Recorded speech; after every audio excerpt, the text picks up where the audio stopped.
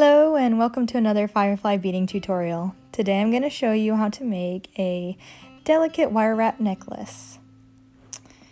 The materials you're going to need are listed below in the description of the video, and this is similar to what we're going to be making today. The first thing we're going to need to do is cut about 2 inches of wire. So I'm going to go ahead and cut a piece here and just check it by a ruler just to make sure. You can kind of eyeball things as you go, but if you want to be a little bit more precise, then 2 inches should do it, and this is about 2 inches. So what we can do now to cut a bunch of these, we're going to cut a few of them, is kind of line it up with your finger at the end against the one you just cut and go ahead and cut off the spool. Sorry, you couldn't see me cut there, but now I've got 2 pieces, so I'm just going to lay a pile of these, get them going. The first thing we're going to do is take our round nose pliers, kind of go down about 1/2 inch or so, maybe a little bit further, and just use the very tips of your pliers and push the wire away from you. Then we're going to turn our pliers up and push the wire towards us so it's pointing at us. And then turn your pliers back down to the starting position and go to the left and around the back. And this is how we create our first little loop, and it should look like this. Alright, and then using our chain nose pliers, you're going to anchor it and start to twist your tail around. And we're basically making a tight coil down the end of the wire. We want to have at least 3 coils here, keeping everything kind of tight. It should look like this, and then when we're ready we could snip off that little tail. These are flush cutters, and they're great. They can come in at a nice angle and snip really close there. And now we're ready to start beading on. So for this pattern I'm putting on 3 little turquoise beads. Let them all fall down. And then again, using our round nose, we're going to grab this time right up against the beads and then bend away, turn our pliers up, bend towards us, turn our pliers down, and bend to the left and out the back. And again, we're going to have this little loop. So anchor everything down and coil like we did. Sometimes I switch to my non-dominant hand to anchor everything down, and if my tail is tiny, then I use some pliers to help me coil the wire around. But you really want to keep that tension close to your coils and just use the tools to help you turn everything. Don't rely so heavily on them, but use them to help you turn that wire around. Snip off that tail and feel for any nubbies. There's one sticking up here, so just gently push it down. And we have our first link. So take another piece of wire, grab it again about 1/2 inch down, bend away, turn up, bend towards you, turn down, and go to the left and around. Don't coil yet. So I'm going to open this slightly and then slip it onto our first little link. It should fit in there like this. And then I'm going to anchor this down, and because this is so tiny, I'm going to use my round nose pliers. You got to be careful doing this because if you squeeze too hard, you'll mar your metal since these aren't flat. So just kind of use it to anchor everything in place and start to create your coil going down.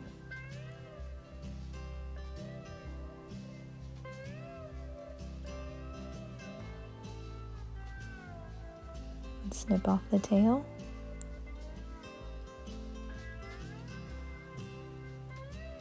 And bead on 3 more beads.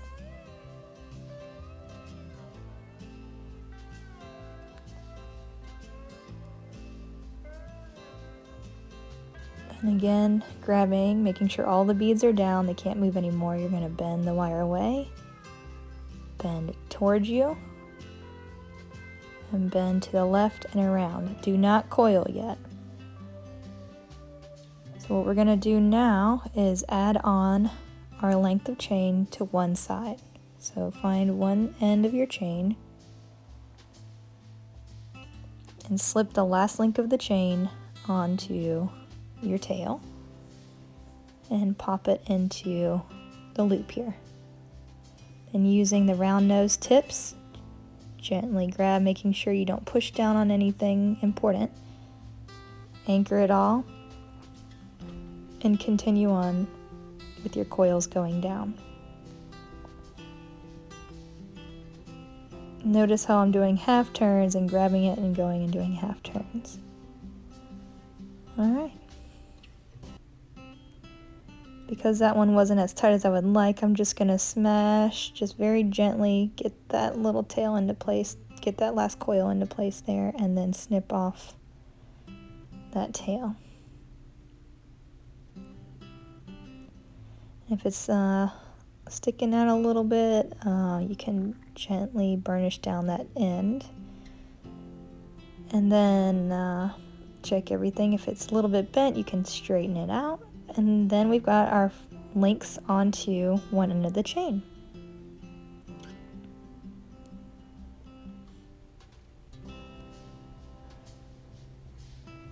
So we're going to continue on with our links until we have 5, and then we're going to do the other side of the chain with 5 more links.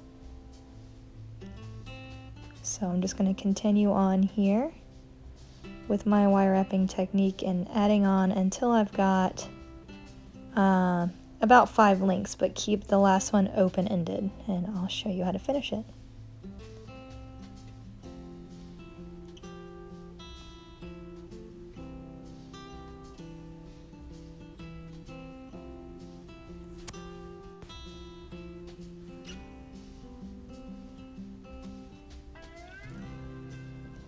So this is our 5th link right here, and we're going to now attach our closed ring.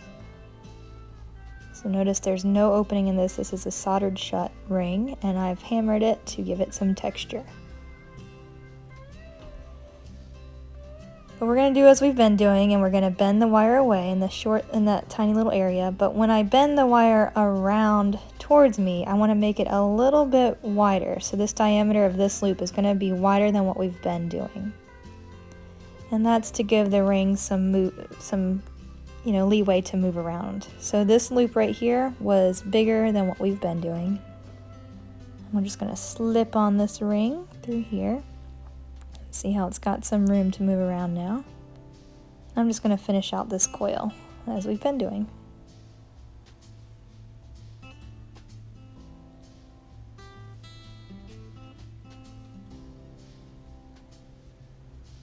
So we've got our ring on, and now we're going to start with the links on this side. So 5 of those, and then attach to the ring like we just did. So we've got these 5 and then the ring, and let's do this side now. So I'm finishing, here's my 5th link right here. I'm going to make that loop the exact same size as we did for this other ring, so the slightly bigger loop here, and put it onto the ring, and just very carefully coil around.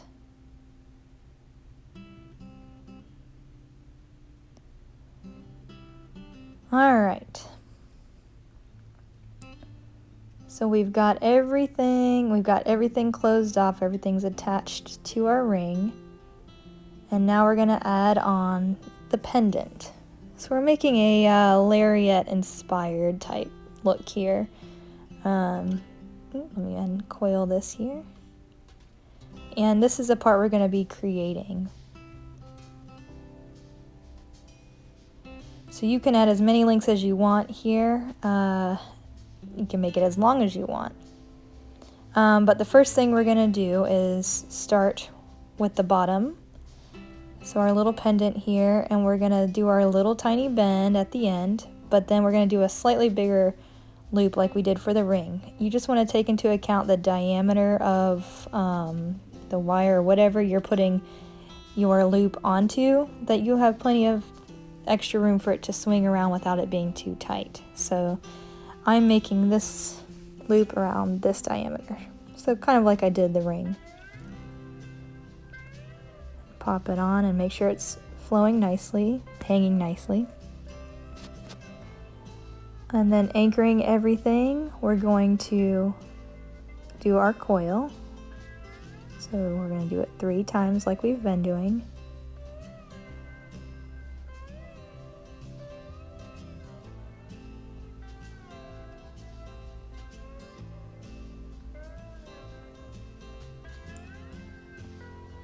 And we're going to thread on or bead on 3 of the turquoise beads.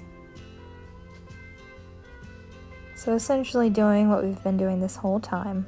And now we're going to go back to creating our tiny little diameters for the loops. So bend away, keep it tiny for this diameter, bring it towards you, and then bend to the left and around. Anchor.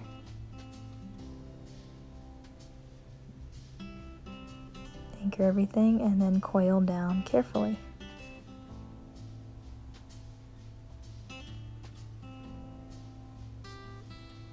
And try to get those 3 coils in so that everything is pretty consistent.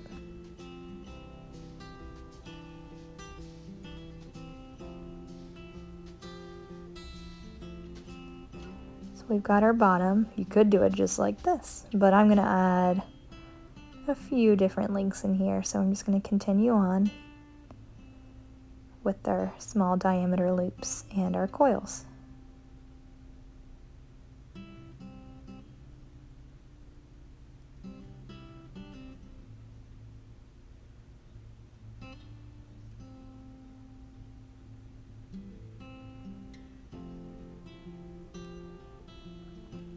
So I think I've got a length that I like here.